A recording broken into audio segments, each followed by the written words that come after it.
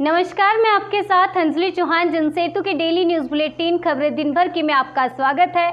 आइए नजर डालते हैं कुछ खबरों पर। 500 वर्षों से चला आ रहा इंतजार अब जल्द ही पूर्ण होने वाला है। राम मंदिर निर्माण का समय अब नजदीक आ गया है।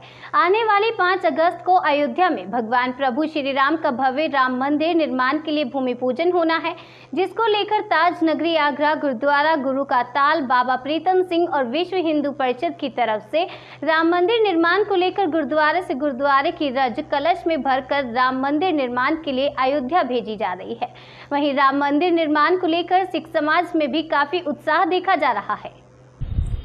एक ऐतिहासिक फैसला है और गुरुद्वारा हमारी श्रद्धा और आस्था का केंद्र है। और ऐसा गुरुद्वारा गुरु तेग बहादुर जी, जिन्होंने इस देश और धर्म के लिए अपना नहीं तो अपने बच्चों का और अपने पोत्रों का बलिदान दिया हो, तो ऐसे गुरु तेग बहादुर जी के स्थल पर गुरुद्वारे से हम यहाँ गुरु के ताल से हम रज ले जा रहे हैं, तो ये अति प्रसन्नता का विषय है, क्योंकि ये त्याग और बलिदान का प्रतीक है और राम भी त्याग और बलिदान के प्रतीक है। मैं सबसे पहले तो हमारे जितने भी राम भक्त हैं और पूरे हिंदुस्तान की जो जनता है, उनको सबको लाख लाख बधाई देता हूं। जो वो पावन दिन आ रहा है 5 अगस्त को, जो शिलान्यास रखा जाएगा भगवान राम जी के मंदिर का, मर्यादा पुरुषोत्तम श्री भगवान राम जी।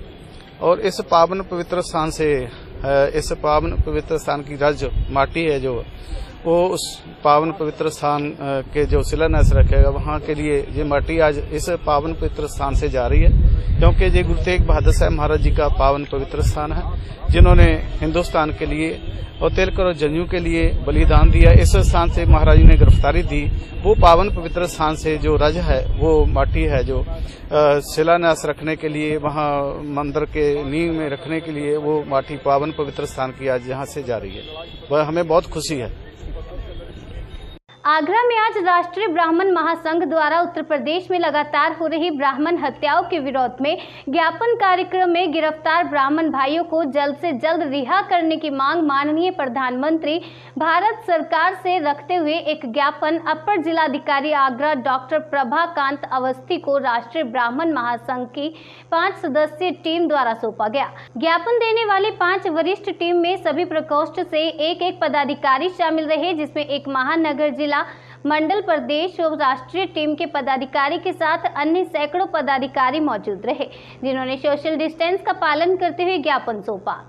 मैं विवेक शर्मा, राष्ट्रीय ब्राह्मण परिषद राष्ट्रीय सचिव हूँ, और हम आज यहाँ पर ज्ञापन देने आए हैं हमारे एडीएम साहब को।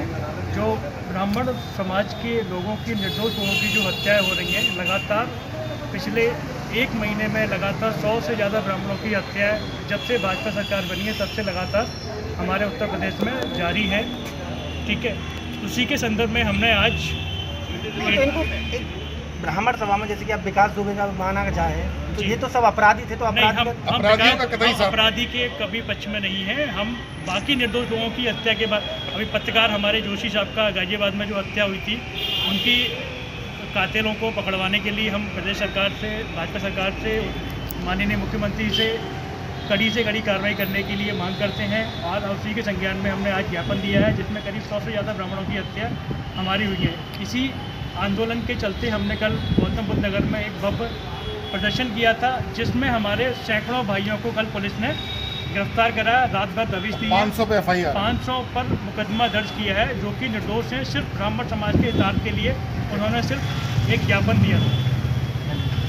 सोशल मीडिया पर पूर्व सांसद और स्वर्गीय फूलन देवी के विरुद्ध अभद्र भाषा का प्रयोग करने पर राष्ट्रीय निषाद एकता के कार्यकर्ताओं में भारी रोष देखा गया। राष्ट्रीय निषाद एकता के कार्यकर्ताओं द्वारा थाना फतेहाबाद पहुंचकर एक ज्ञापन प्रभारी निरीक्षक फतेहाबाद प्रदीप कुमार को देते हुए अवगत करवाया है कि विगत 25 जुलाई को पूर्व सांसद फूलन देवी के शहादत दिवस पर फेसबुक पेज पर वज्र प्रताप सिंह राजपूत द्वारा स्वर्गीय फूलन देवी के संबंध में अभद्र भाषा का प्रयोग करते हुए एक पोस्ट डाली गई थी। यही नहीं, इसमें ठाकुर मोहित जादौन जारोली द्वारा भी पूर्व सांसद फूलन देवी के संबंध में बहुत ही अभद्र भाषा का प्रयोग करने से राष्ट्रीय निषाद एकता और निषाद समाज को भारी आघात पहुंचा है, जिससे निषाद समाज में काफी रोष व्याप्त है। उन्होंने प्रभारी निरीक्षक फतेहाबाद प्रदीप कुमार को ज्ञापन सौंपते हुए कड़ी कार्रवाई की मांग की है। ज्ञापन देने वालों में प्रमुख रूप से हरिओम निषाद अध्यक्ष राजेश निषाद, कोमल सिंह निषाद के अलावा तमाम निषाद समाज के लोग मौजूद रहे।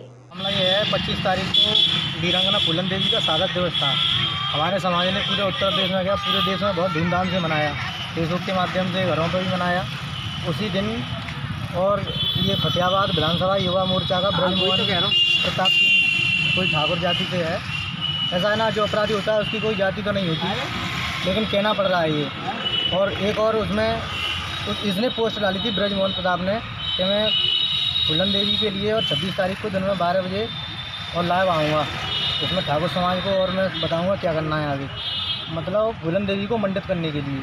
उसमें एक और है, जरौली से लड़का है मोहित राजपूत, उसने उसमें फूलन देवी को लेकर बहुत ज़्यादा अभद्र टिप्पणी की है और गाली गलौज दी है। अभद्र टिप्पणी इसने भी की है जो ब्रज प्रताप सिंह है। मैं केवल यही चाहते हैं, हम लोग राष्ट्रीय निषाद एकता परिषद जो हमारा संगठन है, आज हमारे संगठन को करीब 7-8 साल हो गए।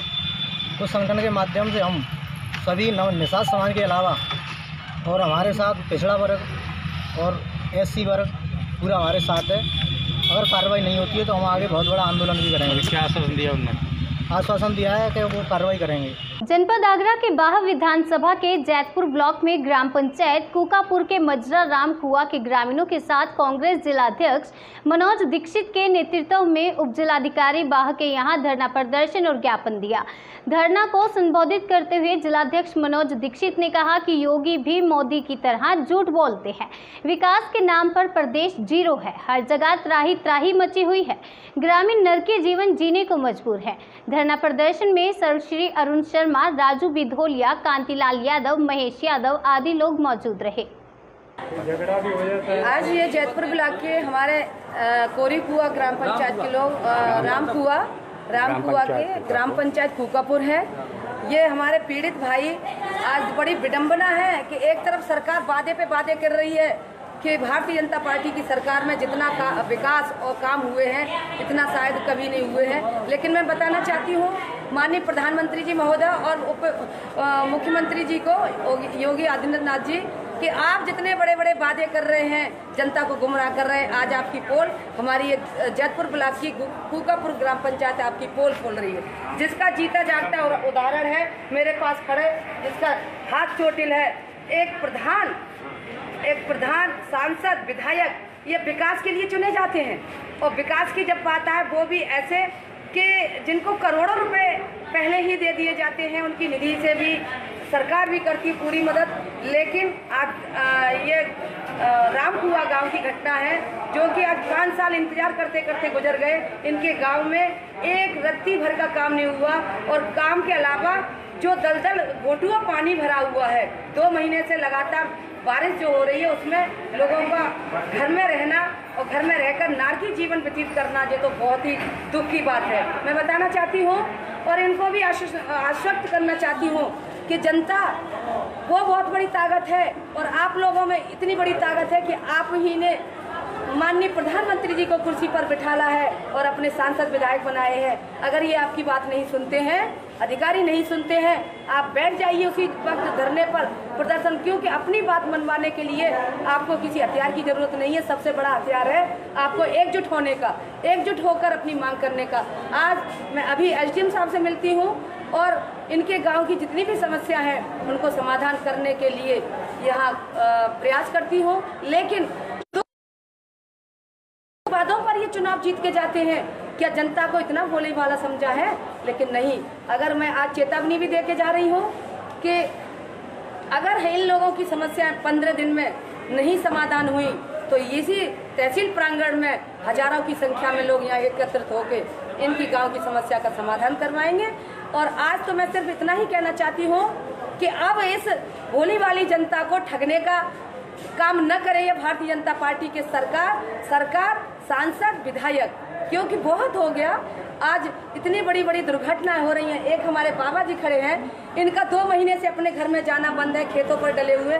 सतुआ सतुआ बांधे हुए हैं। किस लिए? कि जाने के लिए रास्ता नहीं है इनके घर की जिसमें रहते थे, पानी भर गया है। तो बड़ा दुख है कि बेचारे इस उम्र में अपने घर में रहने चाहिए लेकिन खेतों में डले हैं। आज तक किसी ने सुधी नहीं ली, हर अधिकारी और प्रधान, सांसद, विधायक कहने के बाद भी। लेकिन मैं कहना चाहती हूँ, धैर्य रखें। अब वक्त इन हिटलरशाहियों का जाने वाला है और आप लोगों का आने वाला है। जय हिंद, जय भारत। ऐसे ही खबरों को देखने के लिए हमारे YouTube चैनल को सब्सक्राइब करें। हमें Facebook, Instagram और Twitter पर फॉलो करना ना भूलें। खबरों को डिटेल में आप हमारी वेबसाइट जनसेतु tv.com पर पढ़ सकते हैं।